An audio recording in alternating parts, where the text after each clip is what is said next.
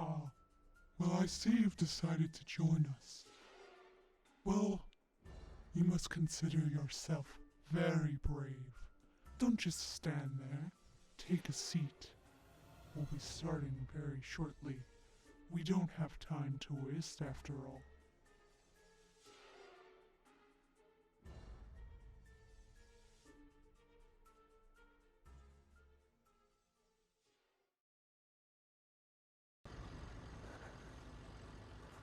Not Queen, lead community manager, dead by daylight.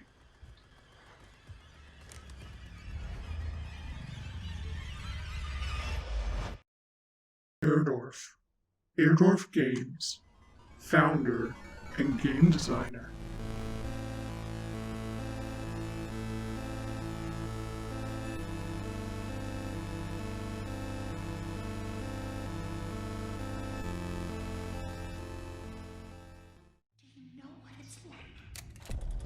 Living in the dark puddles? Cricket, communications manager, Monomi Park.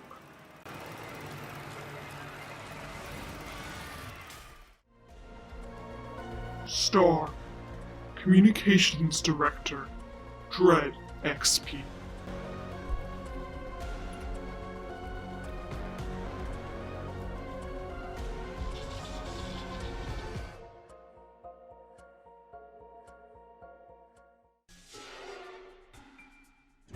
Sánchez.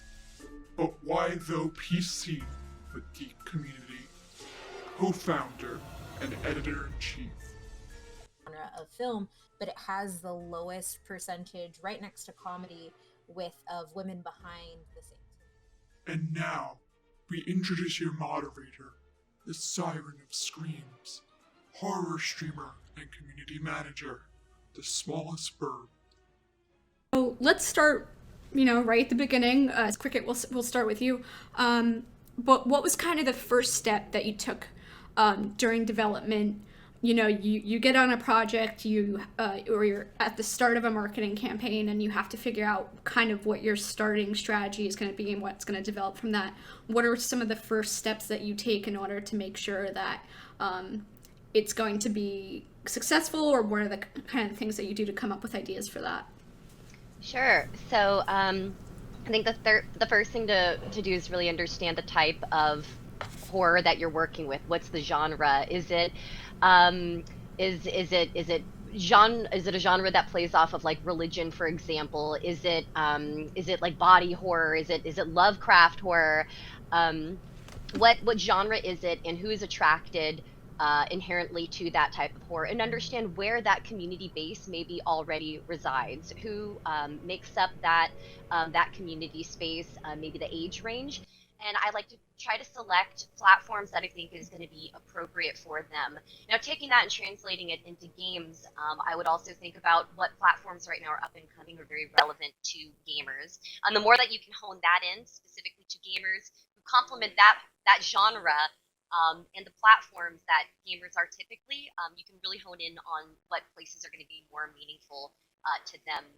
When you're kind of starting that and you're looking at like what you said the spaces are, so do you usually go to spaces that you've worked in before, or do you try and maybe look for new places? I'm a big proponent of novelty in marketing and community management, so I'm always going to ask my dev team to let me experiment and let me explore other spaces as well.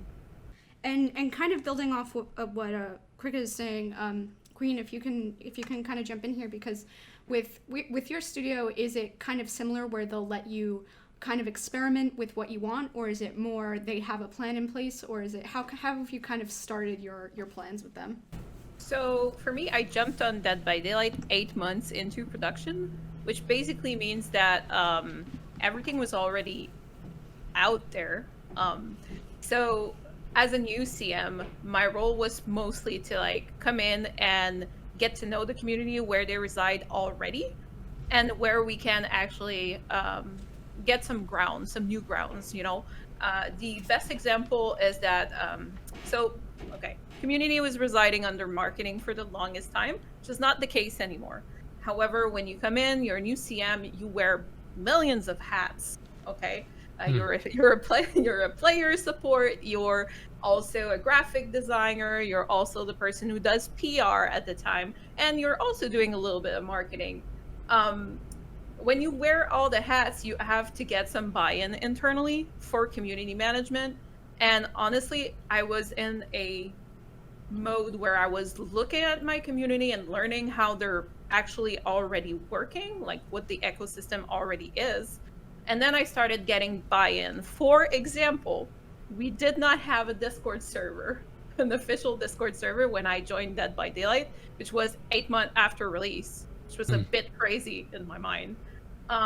And since I got in really late and it was a little bit difficult to get the buy-in for the Discord server, I got the okay to go 1 year after, which is so late.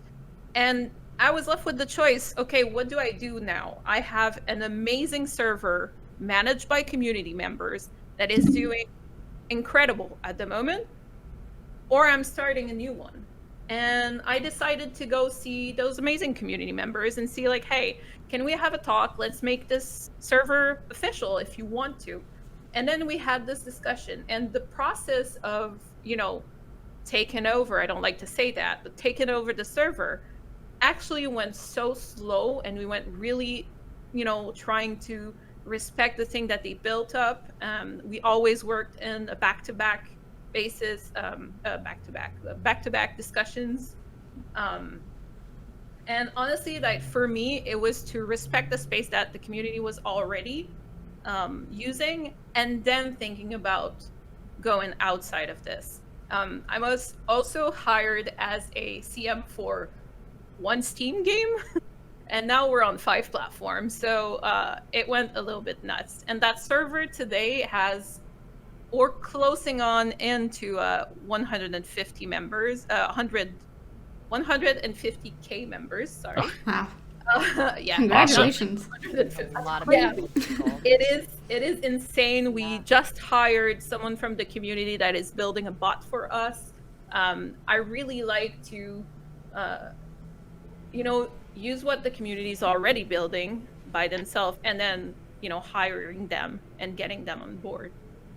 I think it's a really good way to build when you come in a little late on the project. So, yeah. And now I kind of want to switch gears a little bit. But Star, so you started with the Dread collection from the first collection, and it was this thing where it was completely new. It was something that maybe the horror community hadn't seen yet.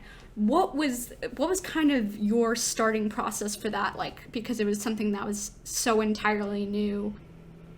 Well, I have to rewind a little bit. I had a kind of a similar experience. Okay, so I'll just get into it. So it wasn't my idea, it was Ted who hired me, but now we kind of consider each other like business partners. So there's only like 2 full-time people at DreadXP, so we're very tiny still. And I give a ton of credit to Ted and like what he's built. So basically, so what Kate was talking about with the film festivals, we're actually funded by a film company. And then they bought like years ago a media company called Dread Central, which covered like a lot of movies. And then they asked Ted, it was like, do you want to do games? And Ted's like, absolutely, let me do games. So he did Silent Hill, Resident Evil stuff for a while. And then pandemic happened, and they were like, Ted, what do you want to do? He's like, I want my own website. We're going to start making games because I can't film things right now because of the pandemic. So we started because of COVID. So we are actually something positive that came out of that. And that started in April. And then Ted is like, okay, I'm just going to ask Debs if they want to be part of it. Like, I'd like to hear from Airdorf, like how that conversation went, because Ted hired me the day that the first game came out. I'm like, you want me to market a game that just came out today? Like, ow! Jump on in. Yeah, they had no public Discord either. It was all private towards devs. And I heard stories from the devs previously, like Airdorf, about how it was like very different than when I came in. I was like, here's structure, here's organization, here's scheduling, here's like design documents, like stuff like that.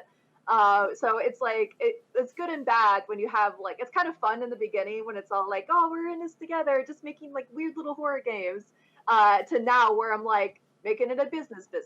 And I will give credit to not only Ted for his amazing patience, and letting the developers do what they want, but also like we're also like providing them a service, because it's really interesting, because in most, like, I would say game jams, you just make a game and it's cool and it's fun, but like we're not really a game jam because we like actually pay our developers and want to make sure we support them. And we give them QA, we give them marketing, we give them like visibility and like all this other stuff besides just money. So we're not just like pushing them out into the cold, like market your own game. Mm-hmm. So yeah, I'd like to hear from Airdorf, like how that conversation was with Ted. Well, it was on Twitter. I forgot how Ted and I first got into contact, but basically he approached me and he got right to the point. He's like, "Hey, what do you think about a sponsored game jam?" I said, "I like it. We need more of them." And I like Star said, the big difference between developers who had done it before, like the Haunted PS1 jam, that was a huge bundle that's on itch.io. That was very successful. It got a lot of notoriety. The difference was that DreadXP was actually like contracting developers and paying them for their work. And in the midst of the pandemic, that means a lot, you know? Mhm. And so I thought it was a great idea. And I gave him some suggestions. I'm not a marketing genius. He asked a lot of questions about what game jams are and how they're structured and stuff, and I gave some answers, and he kind of based it off of that. And really, Ted's vision on the DreadX collection was pretty inspired, and it's led to a really cool experience. I, for one, am extremely proud of the work that I did on Summer Night. Like it's true, we basically finished it in like a week, or I finished it in a week.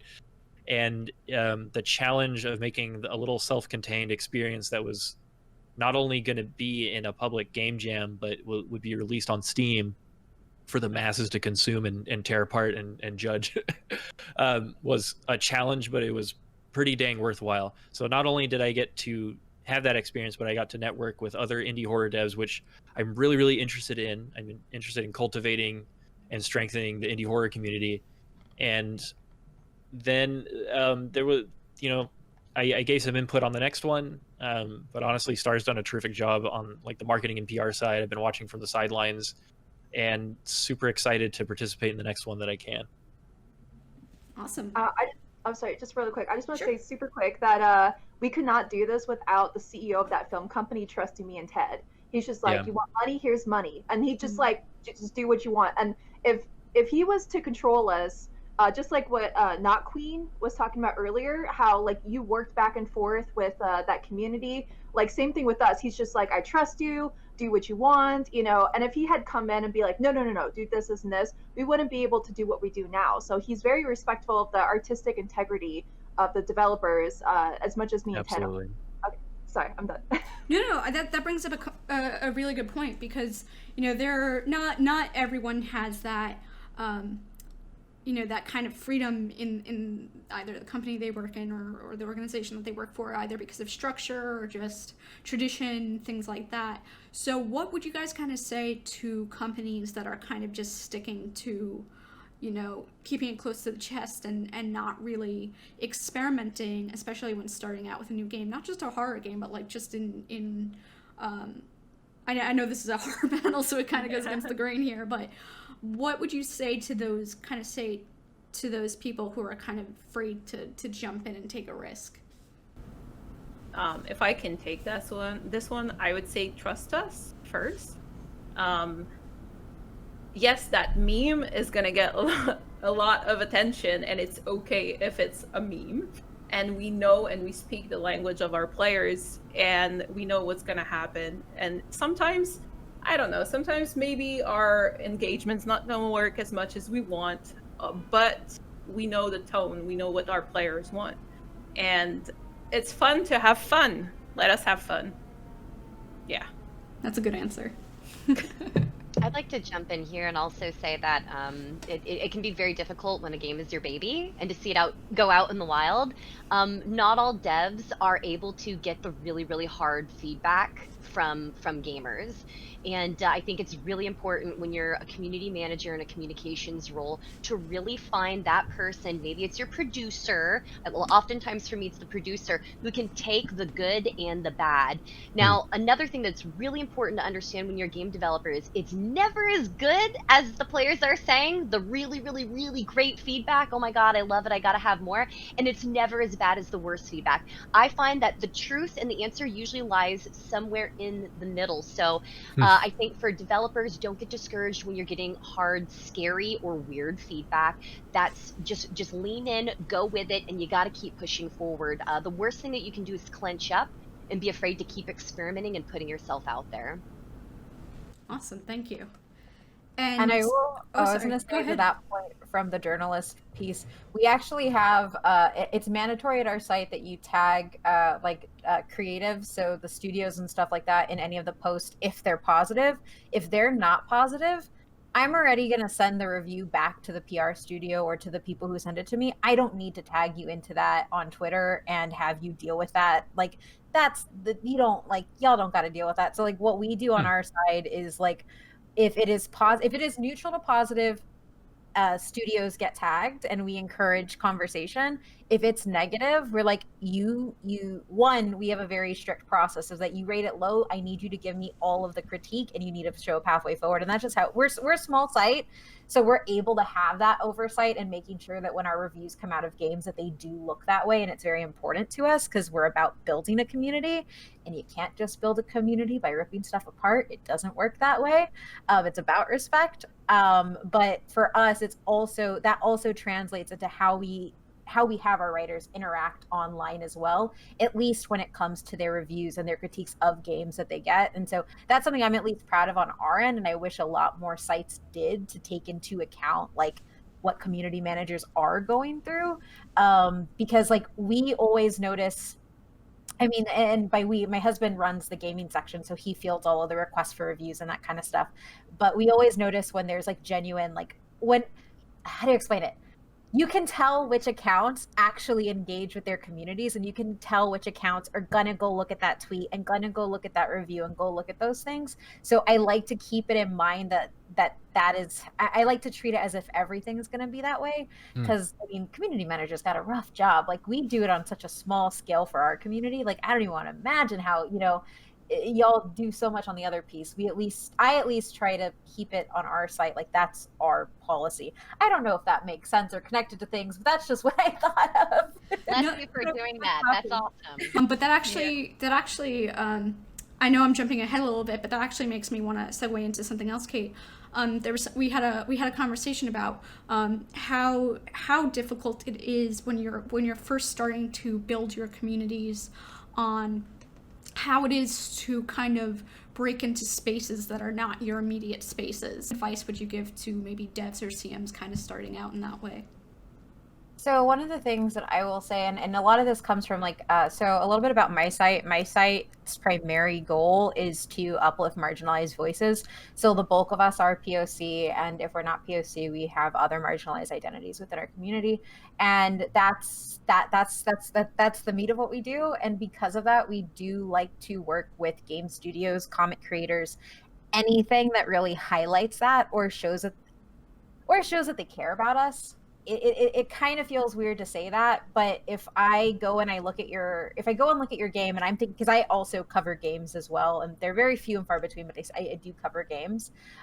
If I see that you're working with creators of color, like content creators who are BIPOC, or you're going out of your way to expand your community in that way, I'm going to be like, okay, I may not know what this is, but they're obviously trying to get buy-in from people who look like me. And that means that I'm going to be safe in that space. Because even coming from the horror community more generally, a lot of the way horror gets done, it is very white. And it is because of a lot of the lines that have drawn with genre. Everything that isn't white American horror story ends up getting put into foreign. It's why a lot of Latin American stories are Latin American and not like Latino.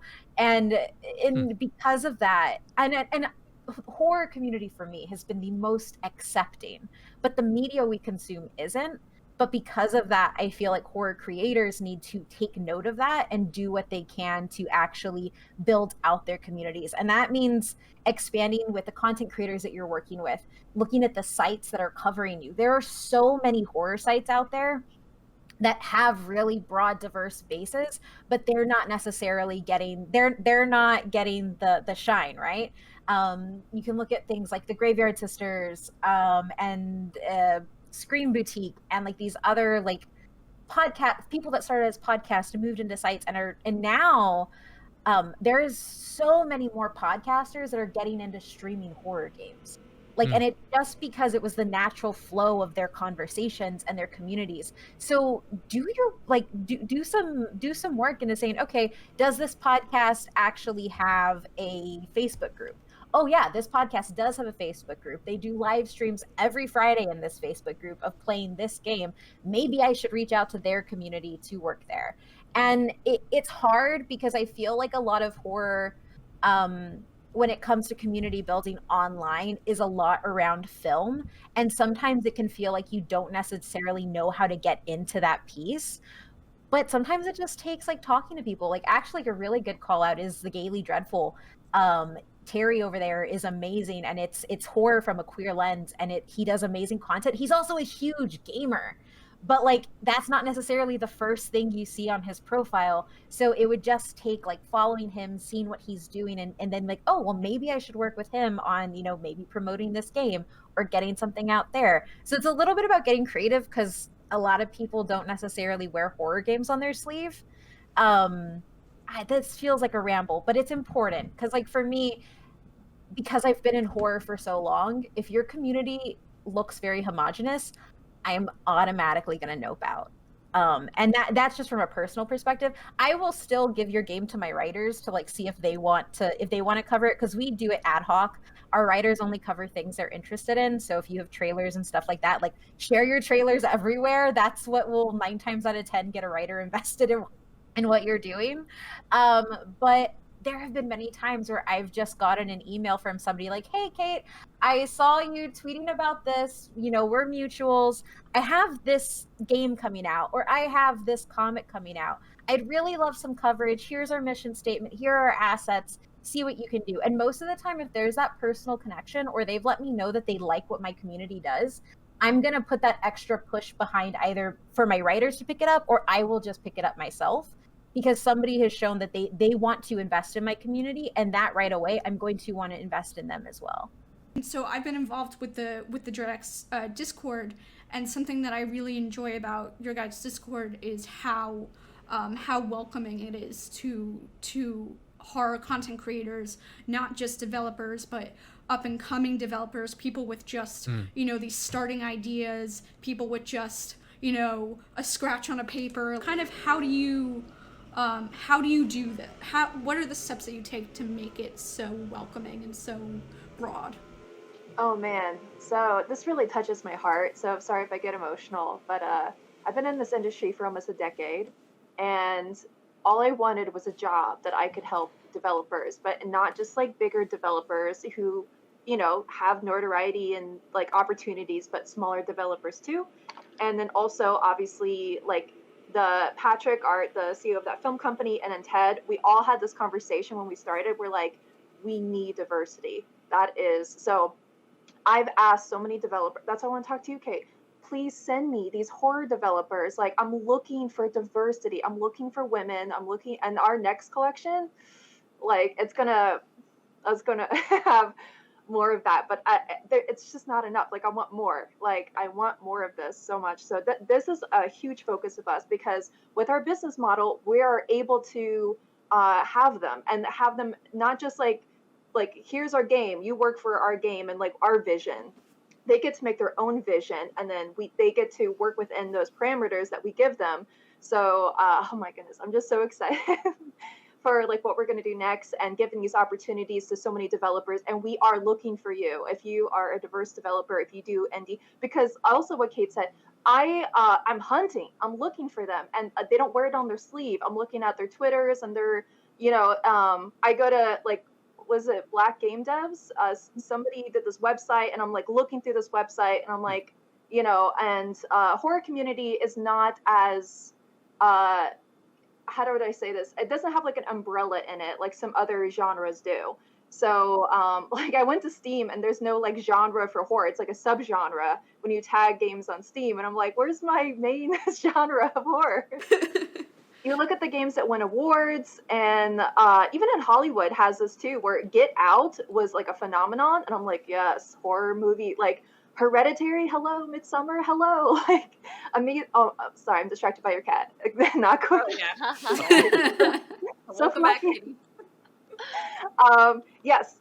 So yeah, it's just like I'm not okay. So here's what we're trying to do at DreadXP. Sorry for I'm just being a little emotional right now because I just released a game and I really care about diversity in the game industry, and where I'm able to have an incubator to be able to help them. So this is like super exciting for me. But yeah, getting these developers, and thank you Airdorf so much for joining us, because of its developers like you, Daniel Mullins, who did Pony Island, Steve Gabrielle did Sally Faye's, David Szymanski, who did Dusk. Like, if you bigger developers join us, it only elevates the smaller developers. And like, we get to see like Torval Duke and Chromatose Dev, Akabaka, like them make their games, and then you're helping them. So it's like you're making your own game, but you're also helping other developers at the same time. So it's like all positives. And at the same time, happy to do it. Thank you. I want to elevate all of indie horror to showcase that, yes, we are here. We're artistic, we're experimental, it's exciting. And if you're looking for that kind of like new experience, besides Resident like Evil and Silent Hill, like we have them here, and not just from Japan or America, from like all over the world. And I do want to say too, like one of the things, and I was just thinking about it as you were talking, sometimes communities just become homogenous because they do, and there's really no, like, you don't know how it happened, it just kind of did. So I get asked at our site a lot to kind of like consult and like help people, like, how do we make our site diverse like yours? And I'm like, it happened. It just happened, and it happened because we made a welcoming space right off the bat. And it also happened because I'm a brown woman, so it obvious, like, our leadership is brown and black for the most part, so it's kind of like we're obviously going to cultivate a more diverse space just by being that. But if you're not in that position, it can be very hard to kind of branch out. And the easiest question to ask yourself is, why is my community this way? Like, there is a reason why it is, even if it just happened. So like, do I need to start empowering more people outside of this? Do I need to start working with different creators? Do I need to start putting out different calls?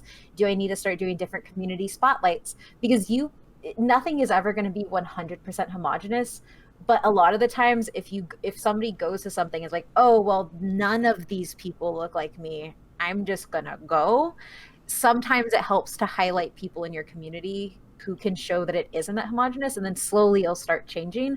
But it does take a lot of active, like, it takes a lot of one, the desire to do that, and two, trying to find out what aspects of my community have made it be 90% this or 90% that.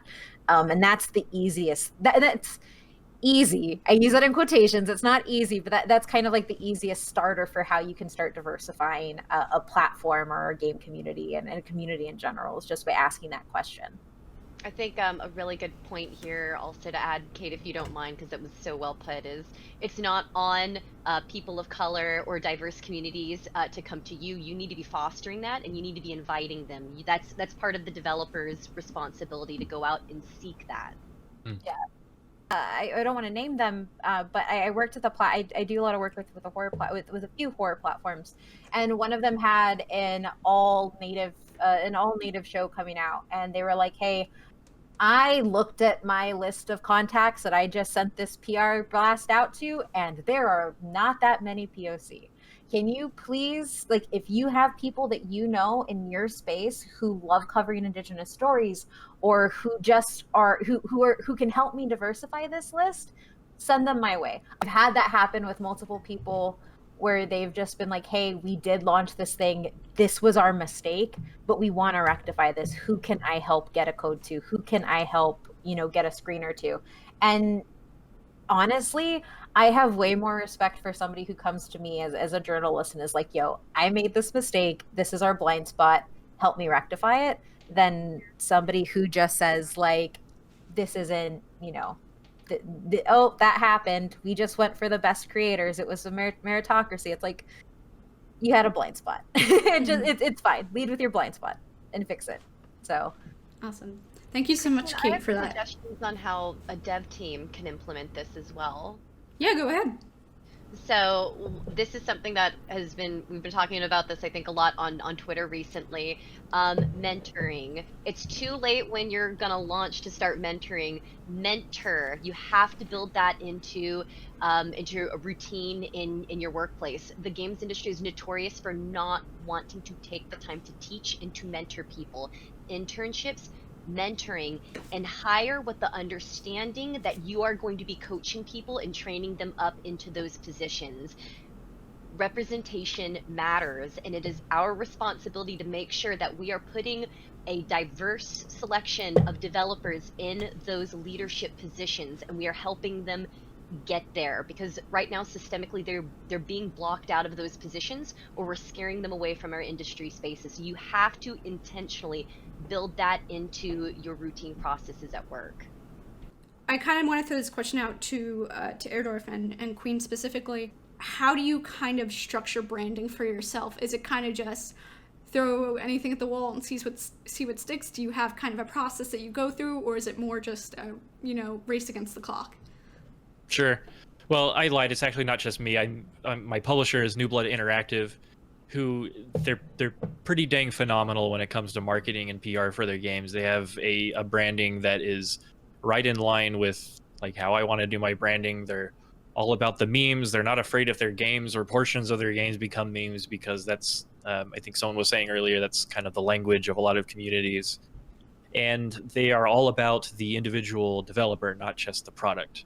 So I have felt elevated as a still relatively smaller indie dev since I partnered with New Blood on publishing Faith of the Unholy Trinity. For myself, I pretty much live on Twitter. Just ask Mrs. Airdorf; she'll tell you all about that. But I tried Facebook for a while. They make you pay for exposure, basically, and Twitter sort of does that with like sponsored posts, but I haven't noticed that as much. I want to be the brand that I am searching for is a developer who is personable and approachable. So I made a commitment early on in like my run on Twitter to keep my DMs open no matter what. And so far that hasn't backfired on me. Woo. And in fact, there were times like after, for example, mass shootings and when this pandemic started getting, when we all started realizing that it wasn't going to last just a couple of weeks. And it was affecting our psyches and other events in the past 4 years. It's been affecting people emotionally, and I've made posts where I say, look, if any of y'all need to talk, or if you need someone to talk to, my DMs are open. I'll listen. And a lot of people take me up on that statement whenever I post, but I haven't regretted it.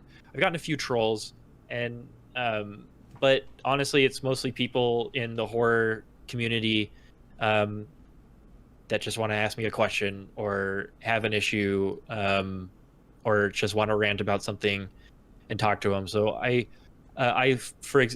for one, I love Twitter because it minimizes the distance between people and other people. Like, people can communicate straight to me on Twitter, and that's what I really like about it. So I want to be seen as someone who one can approach and talk to, and a developer that my fans and my players and other members of the horror community can have access to. That's been a huge component of my success with connecting with content creators and influencers to kind of get the word out about my games and kind of get attention on it. Another thing that I do is I try to cultivate friendships with influencers and content creators online. So when it comes time to ask them for favors, like, hey, can I get a retweet on this? Or, hey, here's a Steam key I'd really love for if you streamed or played my game. I try to genuinely, don't be fake about this if you ever try it, because they'll tell. I mean, they can tell. is to just genuinely like ask how they're doing. Like every once in a while, I will reach out to a streamer, or I will reach out to a YouTuber who, you know, and I just ask them, hey, how are you doing in the Corona reality that we're living in? Like, are you staying sane? Like, how's things? And we carry on a conversation. There's a Twitch streamer named GoTeasy that I've become really close friends with, and we've never even met before, but he's really great guy, really great content creator. And the way that we created this relationship was just asking each other how our days went. And so I think, especially during this pandemic, and especially in the current climate, there needs to be an element of friendship. You get people who have a hard time handling the attention of having a personable relationship with someone they admire. And so you just be patient with them, and you try to be their friend anyway. So maybe someday that'll bite me in the ass, you know, and I'll be way too friendly, and I'll be like, DM's still open, and then, you know, 2,000 DMs that are just a bunch of trolls. But it hasn't happened to me yet. Kind of like what Kate was saying, that the horror community is very accepting and is very friendly. And I'm very happy to be proud of it. And now I kind of want to throw the question to Queen as well. So you said you started kind of in the middle, and you must have had maybe a little bit of an established brand, but how did you kind of work with that, or work off of it, or, you know, in that way? Yeah, so here's the thing. I really love your approach, Airdorf. I think it's really, really great. And I started like that as well, like really open and having these discussions with the community, direct discussions. And when you say you're scared that one day it's gonna bite you in the ass, that's what happened to me. Oh, I'm sorry to hear that. No, so here's the thing. I got hired. We had about like 6K CCU every day on the game, which was the average. It was on Steam only. Everything was kind of like, it was a small-ish game. We were doing good. And then we released on console, and now we have like over 1 million players daily. It is freaking insane, and the word I learned is scalability. There is some things I cannot do.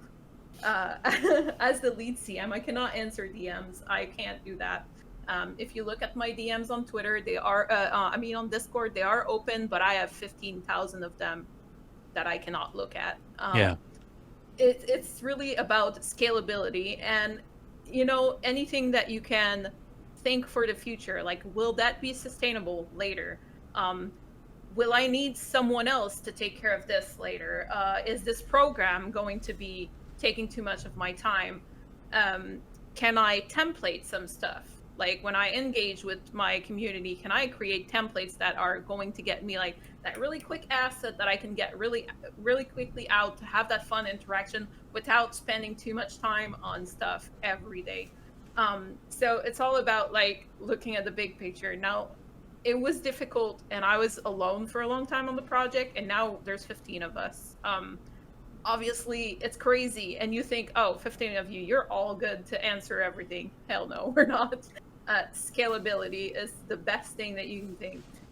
Project yourself in the future and project yourself in the future for, you know, like winning. I mean, you're doing good, the game grows, and you have to handle your community still. And then you have to think about, where do you talk to them? And who are you targeting with your discussions? So we know for a fact that our more expert players will mostly like stay on, you know, like forums and Reddit and like those really. So we're gonna create those communication for these guys. So when we have to, you know, and the more fun thing is going to be mostly on, you know, so social media. It's going to be a more casual crowd. It's super fun. I like the see what sticks strategy, because there's always a big majority that is silent in your communities. And sometimes you'd be surprised about things that actually work, and you're like, how does this work? Well, that silent majority just woke up because you're like, hey, you did that lore post, that one time. And they all went crazy for it because they love it. And you're like, oh, okay, I'm learning new things about my community. I thought, you know, let's just try this and see if it works. And ultimately, wow, okay, they super love lore. I'm saying that because ultimately at the beginning, Dead by Daylight's lore was super short. There was not a lot. And since we added a new thing that's called the archives, that's where you unlock challenges that unlocks bits of lore. And so now we can use that a little bit more with our community, and it's super fun. And we realized like how much people love that. However, it's still new for us. And when it comes to branding, so it's been a really difficult time for the community management team.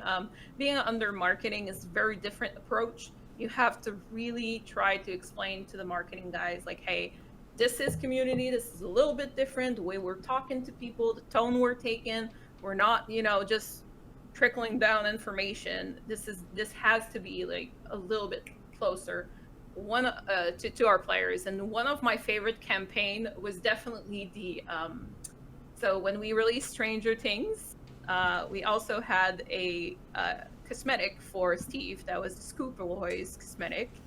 And our marketing team had this elaborate fancy 3D thing to showcase the outfit, and we were like, hey, how about we drop in him a locker with one outfit and he goes out with another one, and he's just like, yeah, here I am.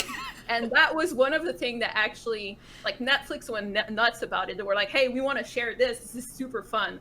And this is one, at the time, one of our engagement that actually got the most, feedback, and people were super hyped with it.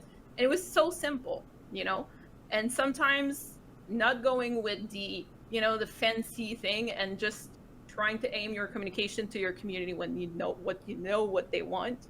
And that's the most important thing, I think. Yeah, what's that phrase? It's like, keep it simple, stupid, or something like that? Yep. Yeah. It's like that methodology. Yeah, we do both. We keep it simple and stupid sometimes. Otherwise, it's not fun, One of our latest thing that worked the most was just retweeting a meme made by someone in the community, and people went crazy on it. So yeah. Otherwise, I really like very big campaigns that are, a little bit like just to have fun, like the Discord campaign for their 200,000 followers. It was just like, hey, here's a rock with 200,000 written on it. Like, you can win the rock if you like and retweet. That's it. That was it. It was just as simple as that, and it got so much traction. And I thought that's the kind of thing I'm looking at. We're in games. We need to have fun. But I'm gonna go ahead and just open the floor. I think we have about 5 minutes left. If anybody just has any last thoughts or things they want to add, the floor is open. So my main thing is, we want to cover games as journalists, as outlets, especially the smaller ones, especially to be frank, if you are an outlet that consists of majority marginalized folks, we literally have to work 2 or 3 times as harder as other outlets. It's just how it is. It's how I've known everything to be. It's how everything has been. Access is extremely hard for us. Getting people to pay attention to us is really hard, even when we have analytics that match some of the other sites. But because we look a little bit different, a lot of the times we don't get prioritized, or I get said that I don't have a lot of engagement on my Twitter, or, stuff like that. It's just what happens. It's implicit biases that a lot of people need to get over, but what you can do as a community manager, as a dev, as a marketing manager, as a PR person, whatever, whoever's listening to this, find who we are, send us your stuff. Even if it's just us posting a press release, even if it's just us making that initial connection, we want to work with people. We want to highlight great games. We want to know that you want to broaden your community and that you see value in us. So reach out to sites like mine, and it doesn't have to be mine. Reach out to other sites. Reach out to sites that have value, or you can see having value, and we'll bring that value to you. So never be afraid about reaching out to a site. Seriously, like, half the time, like I said, especially if they're a marginalized group, we're already hustling hard to get any sort of attention. So send some our way. We'll take care of you too. You can find me on Twitter at ohmymythrandier, and you can find But Why Though at But Why Though PC on everything social media. Not Queen was talking about sharing a meme that someone in the community had posted, and like, being the facilitator of sharing fan created content, I think, is also really important. And an idea that Dave had at New Blood when we were ramping up for PAX East was to do the Faith fan art contest, and that was hugely successful.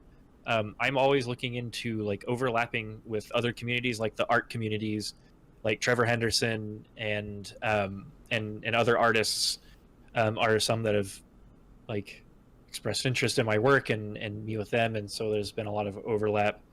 And having the fan art contest and then making it a paid fan art contest was a big deal because it rewarded creators who wanted to make fan art on the Faith series, and it also created a lot of overlap. So because of the contest and because of the rewards, but also because it was a game they were passionate about, there was a lot of overlap and a lot of exposure to the game in the artist communities, and so it helped everyone. And then they got to be we had posters made and they were shown at PAX East, and we also got PAX East attendees to vote on which artwork they thought was their favorite. So involving the community like that and like exciting stuff like that is something that I'm interested in doing in the future. I did like a design your own demon contest when I did chapter 2, but I kind of went about it the wrong way, and I want to try again sometime with something similar. And you know what's crazy? That's the exact thing about scalability. Okay, That's right. You have amazing content about your game or about your work out there, and people love your stuff. Show it to other people, and then on your side, you can be alone on the project, and it's still easy to hit that retweet, tell the person like, hey, by the way, I'm retweeting you, nice job, it's super cool. It always makes people go nuts. They're super happy, and also it's great content. Hell, like they are amazing. We have a crazy community of cosplayers. Oh yeah, artworks, and we would be insane to not reshare that kind of thing. And that kind of makes me wonder, and this is for Star specifically, because you have 10 games in one. How do you 12 now? 12 now, and so how do you kind of handle the content, the different kind of content that comes out of your community, because it's so varied. It's not like one specific art style genre. I'm so sorry. I just want to say it has been incredibly more difficult because I have to do 12 descriptions.